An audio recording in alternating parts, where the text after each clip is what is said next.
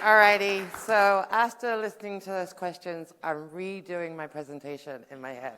Because there was, honestly, you couldn't have led me into this any better. So, first of all, I do really want to give a shout out to MediaPost. Most of you are all performance, you buy search and display. SEO, I'm not really a good fit, but they let me come and convince. So I want to thank them for the 2 C's. That's not my credit card. That's content and company. This has been a really, really good event. I've learned a lot, and I've really enjoyed it. And hopefully they'll invite me again. All right, so what we're going to do is go through the future of search. But before I go through this slide, I'm just going to give you a little bit of a background of how I got to this and what we're covering. So I have run SEO for Lenovo for a very long time, since 2008. And I must be pretty good at it because I'm still there. I run SEO for Lenovo. Most people don't realize that Motorola is also owned by Lenovo. So any brand property within Lenovo, I am their SEO person and my team. With the AI coming out, obviously it seems like a natural fit for my team, although it's completely different. So a lot of the information I'm going to go through in here is our discovery from going into the AI, looking at how the LLMs work, what works for them, and what changes, right? And for you guys, as people who buy media and stuff like that, you're probably thinking, I don't need this yet. Well, it's a freight train and it's coming and you need it.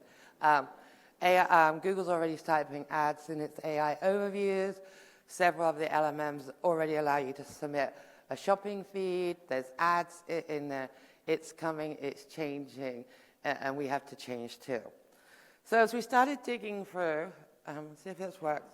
Oh, I'm going to skip this one. You can read the title. As we started going through, we started looking at ChatGPT and trying to understand why people were using this. So my first interaction with the tool was date night with my husband. He's nice, but he's not very funny, right? So he was using it to create jokes, and he kept looking in his pocket, coming out with a joke, looking in his pocket. I mean, married and with him for 32 years. The guy's not funny in that sense. I mean, he's great, but jokes aren't his thing. And I was like, what are you doing? What are you doing down there in your pocket? And he's like, oh, it's this new app, it's AI, it's amazing, and stuff like that. And at the time, I just thought it was going to be like, I don't know, a gag thing. You know, people would use it for funny things like this, or to verify facts. Reality is, 2 years later, 100 million people are using it, and there's so many different other ones out there. So we started researching and trying to reverse engineer how the LLMs worked. We started with ChatGPT, and I'm sorry, I have this thing to say ChatGTP, so I have to keep remembering myself the other way. And the reason I do it is because I'm neurodiverse. And once you get stuck in something, it's really hard to change it. So we actually started digging in to try and work out why people would use this tool, what attracts them to them. We've heard a lot throughout a conference about loyalty, personalization. That's what these LLMs are. They are loyalty and personalization. It knows me, it knows how I talk. I actually name mine, which is kind of hilarious. I work for Lenovo. I name my AI chat Mac. I don't know, self-conscious. Anybody works at Apple? Apparently, I like Mac. But we really started to see, and when we do it in SEO, we're really starting to dig into the trends. So, for example, when we were looking at SMBs, we were digging into what SMBs really wanted to be called, and it's not SMBs, and it's not small businesses.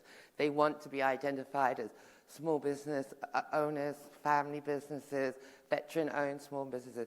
They want to be personalized. And this is very much how the LLMs work for neurodiverse people as well.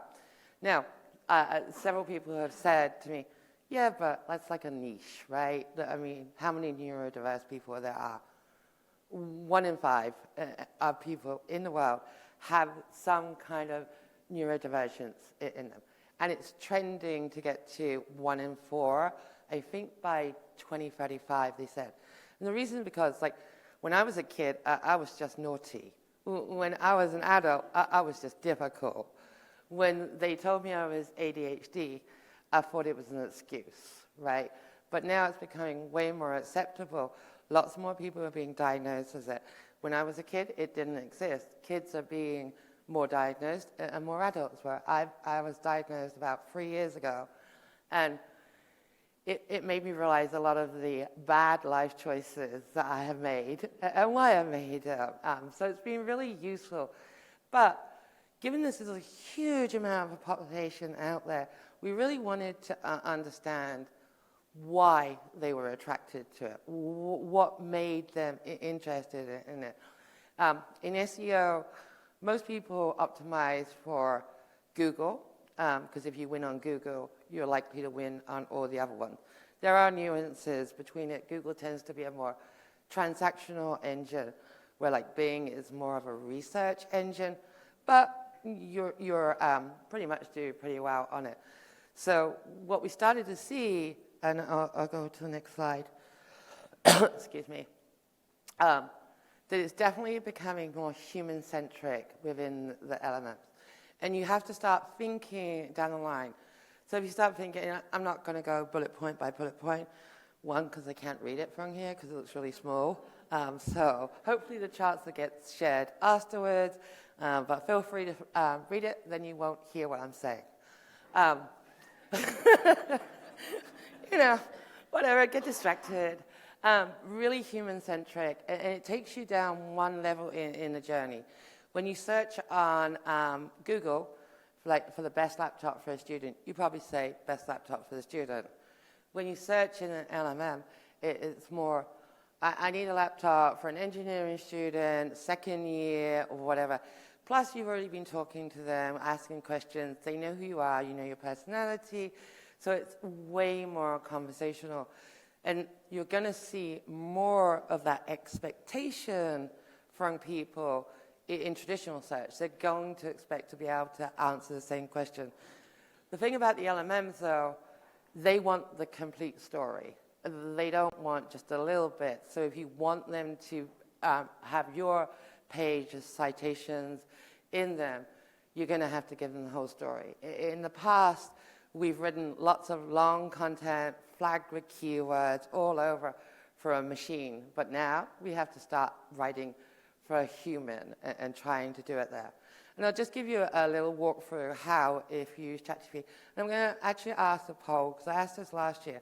How many people in here have used ChatGPT?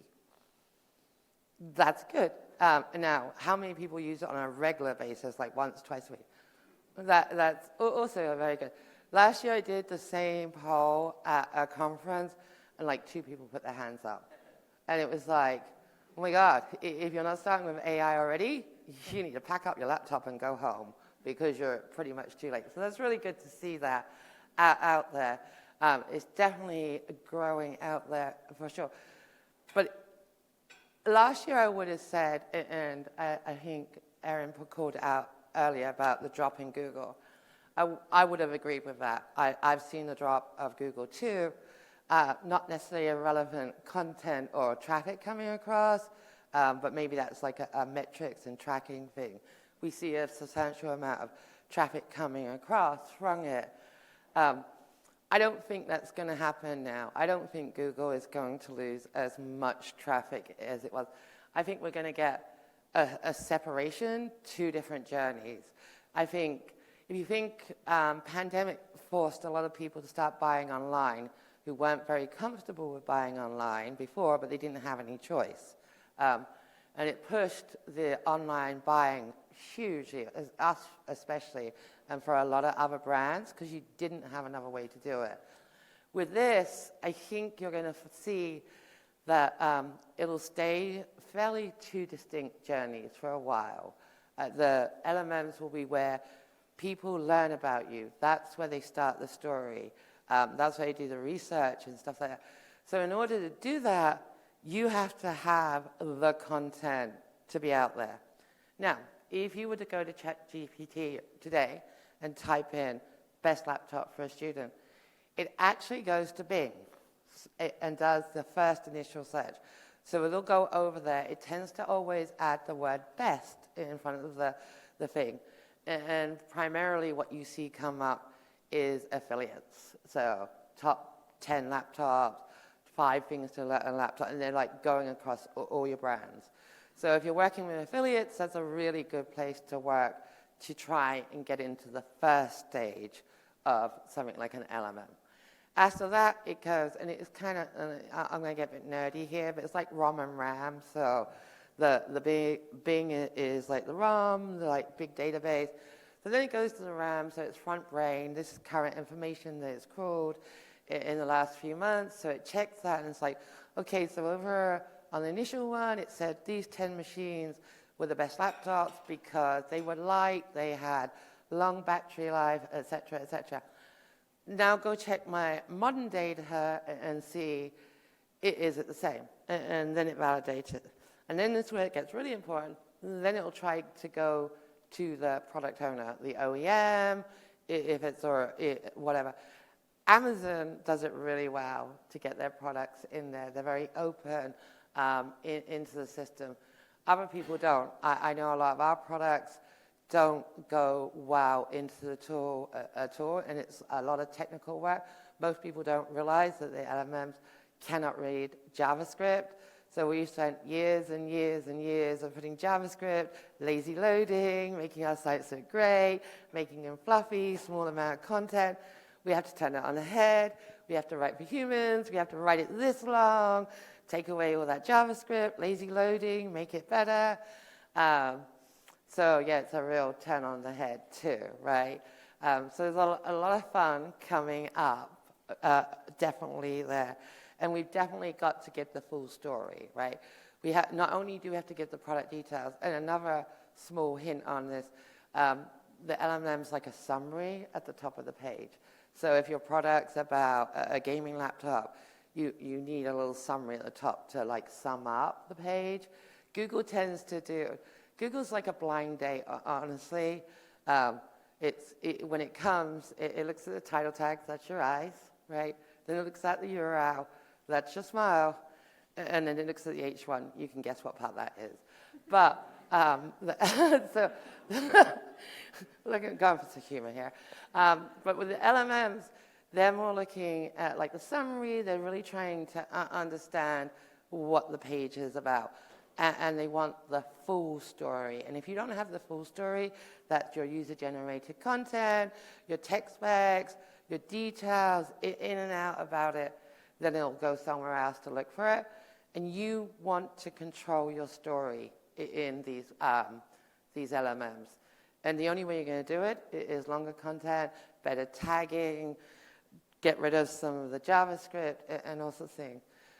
We are starting to see, like I say, some of the different models allowing us to submit shopping feeds, just like they have in traditional Google, but it's very far apart and it's all very beta.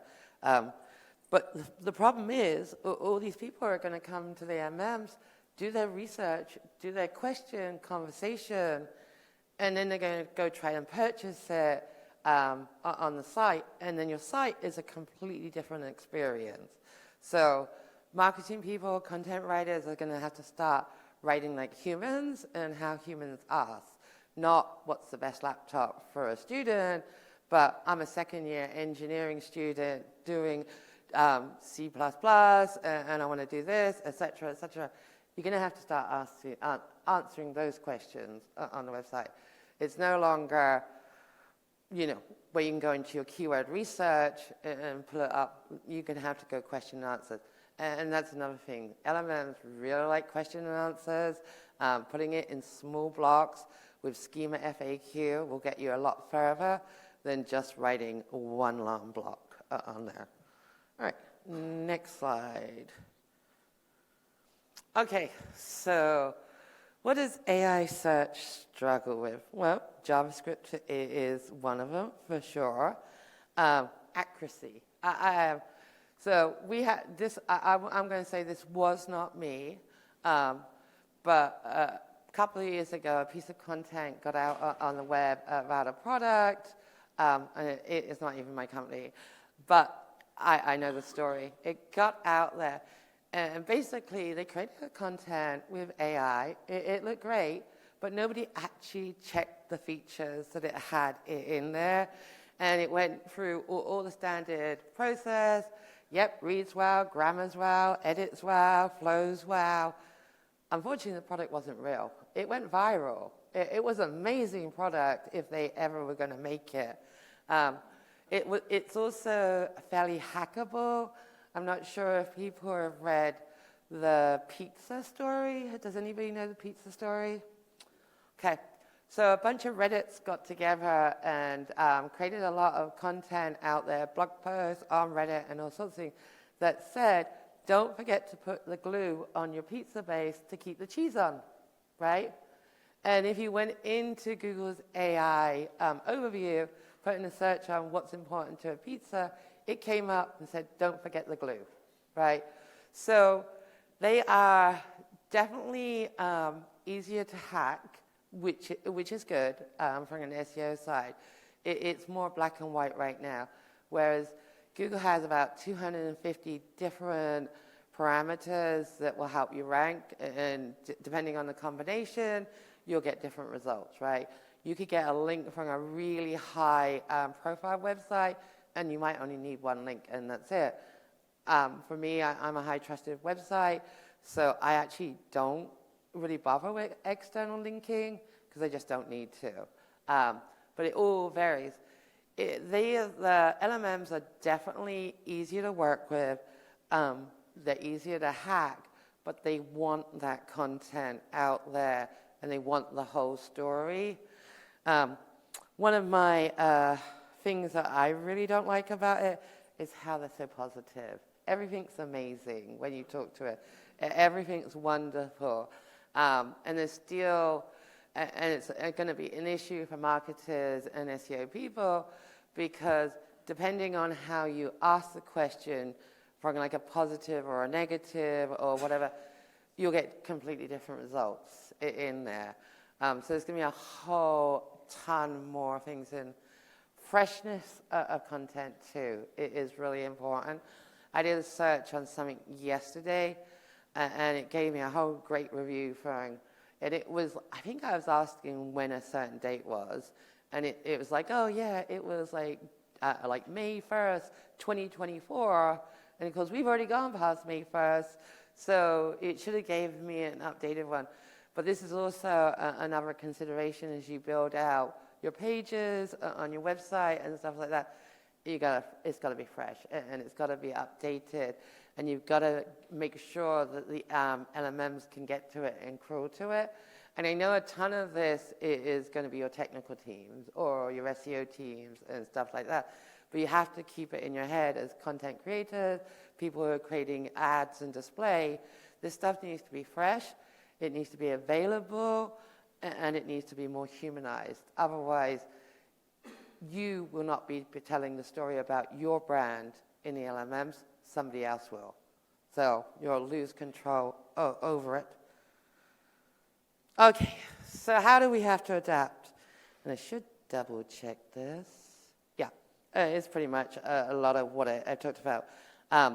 Talking about mirroring the people's talk. So, interesting enough in here, this chart is a test, right? So there is something in here that shows that the content was rewritten by AI. Does anybody know what it is? That's good, that's not it. But there's no wrong answer, it's good. Yes, that's it. And I left them in there to see if you spot. So you have to be really careful if you're using your content. We have been using AI content for about 3.5 years, but we do not put it out there just as like straight content. It goes through 2 rounds of editors, and then the final editor out there that checks it off. Because people can spot AI content off the bat. You know what it is. And this one I did use. AI to create. I mean, I told it what I wanted, but I left those in to see if anybody would spot it, right? But it's, somebody once said to me, once you're ADHD, you can spot others, right? It's just like this sixth sense. Once you start using AI and AI content creation, AI asking questions, just using it generally, you start spotting where it goes wrong, right? And at that point, it also informs you on how you might make your own content. What is it like? What does it favor? What is it biased against? And what is it likely to show up more? Videos are really important to LLMs too, but it prefers videos from YouTube, not from your site. So having them embedded on your site is great, but it likes to get them from YouTube just because it's a much bigger market out there. Traditional things around SEO, it likes the headings. It really likes lists, bullet lists, loves summaries at the top. Lists are really good, and you'll see that again. If you go in and you do a search, it's going over to Bing, it's finding list-based answers over there. And, oh, sorry, and I probably skipped other stuff before, but yeah, it's definitely about content for people, not for humans. Really summary, I think I've got it on the next slide. Yes, ooh, I did an insight chart for you. So laying it up, you want to make it, you don't want to make it marketing fluff. You want to make it real. You want to make it emotional. You want to make it practical. Q&A is a great way to add this to your page. You don't want your pages to sit in silos. And we all make very beautiful pages, great product shots, bit of information on there. But a lot of companies you will see starting to do it now, we do it, is actually add a Q&A section at the bottom and try to answer all those questions in there. You can go into an LLM and ask it a question. You can ask it what its source was, how it got the information, and go look at those. It'll give you all the details. But that's definitely an easy way to add some of that content that it likes in the way it likes it through FAQs on your pager. You want structure. I mean, this is pretty much, and I've already said, you want summaries, you want schema, and all sorts of things. You want to give this to your IT department because as a marketer, you probably don't know what most of it is, but you want, that's what you want. You want H1s. You want a summary at the top. Schema is, so if you go on Google and you search something and you see the stars come up, it gives the 5 stars and the price and stuff, that's all schema. It doesn't happen naturally. It has to all be coded into the page. You also want to do topic clusters. So I have a glossary on Lenovo.com, and it's all tech glossaries, it's all interlocked. But we also do a lot of things around gaming and stuff like that. Not just one page, it's like 20 pages, and they're all interlocked about gaming. Because you want to, and it's no different really, honestly, in SEO. You want to convince them that you're an expert and you have the right to talk about this, and the only way you can do that is having the content for them. You want to design for discovery, not for ranking. So really what people are looking for, it's not about a click, it's not about traffic. Neurodiverse people are probably your bounce people. We don't like frictions, we don't like pop-ups.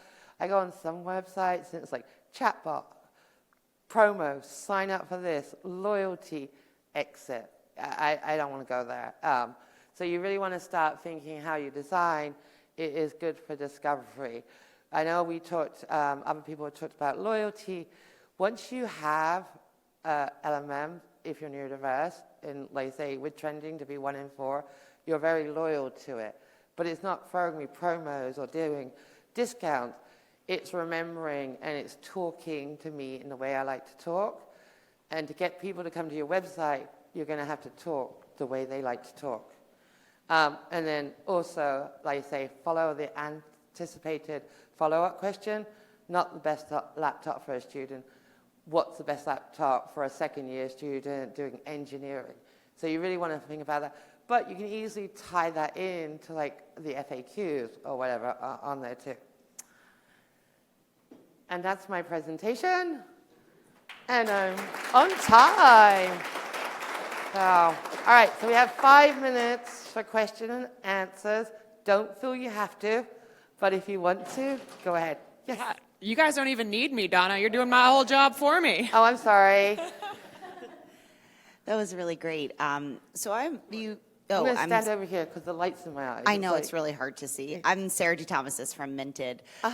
So we have, and I was taking copious notes because you're making me think of all the things that I should be doing better to partner with my SEO counterpart. And so I'm really wondering, because we are considering search when we're considering, the type of TikTok content we need from influencers, UGC creators on our brand channel. But when you said that these models are preferring YouTube, yes. I'm thinking, and do you know of any brands, and do you do it with Lenovo, does your team take all of the content that they have rights to from creators and their own content and put that on YouTube just for simply search purposes? Because that's never occurred to us because it would be ugly and the content wouldn't be suited for the platform because it's 9:16. But we're going to do it in YouTube Shorts, but like, what do you think about that? And where should that content belong for being most searchable? Good question. So in most cases, YouTube is owned by the social team. And it definitely is at Lenovo. Something. And they tend to go short and sweet. They want the same thing. They want the brand thing. But if you're taking content from other places, you could put it in a playlist, so created for TikTok or whatever, see our TikTok content. Where people really miss out too is the LLMs aren't that great at reading the videos, and even YouTube's not very good at reading the videos. And then you go into it, and there's like this free line thing about the video, sometimes doesn't mention the product or the brand, and all sorts of things. YouTube lets you write up to 750 words in the description. So you want they prefer the videos, but you have to help them with the content. The best strategy, honestly, is to have the videos on your site.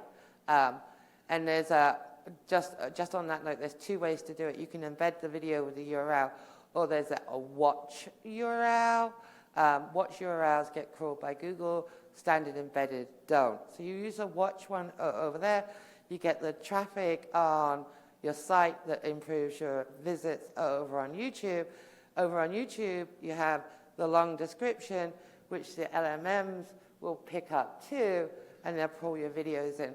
Honestly, so I'm a nerd, and I love playing with this stuff. I actually did a shorts-only YouTube channel. I took about 150 shorts going around Monument Valley.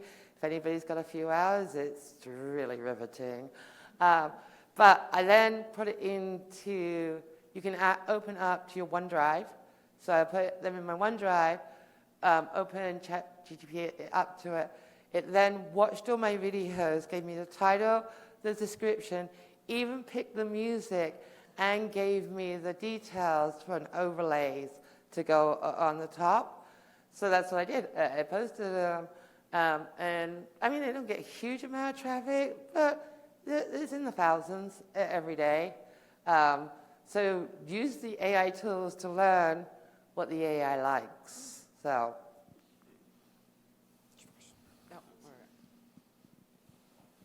Hi, Donna. Austin Pratt, SVP of Integrated Activation at Mission One Media. Loved this conversation. My question is you stated that one of the big things we have to focus on and have an intentionality around is to write and create for humans as humans are.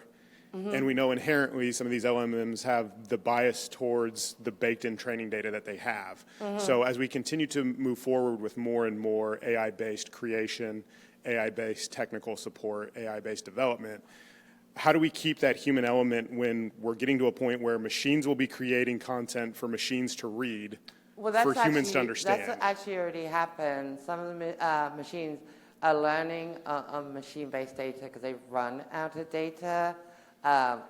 So that's already here, right? So that's a concern for trust. So what some people do, and it's something we're looking at Lenovo too, so you can do, it doesn't have access to the web, only allowed to use your source data, right? But the secret sauce, honestly, is in the prompt engineering. I mean, some of the prompts we use are like 40, 50, 60 lines long, because you want to stay like human, you want to be honest. I mean, I'm pretty good at breaking most chatbots fairly quickly. I broke American Airlines for sure several times. Oh my God, just like going around in a loop. We have a chatbot on one of ours, and I broke it like the first day. But if you know how to do it, right? So if you are going to go that way, I think people honestly are more accepting to chatbots and also more accepting to that they don't always work. Some of the ones I see, there's no way to get to an agent or talk to a person. That's when it gets frustrating, and you go round and round and round in a circle. And then what happens, people have a bias against not working with your stuff. So I've seen a lot of companies rush to, we must have a chatbot. Oh my gosh, we must have a chatbot.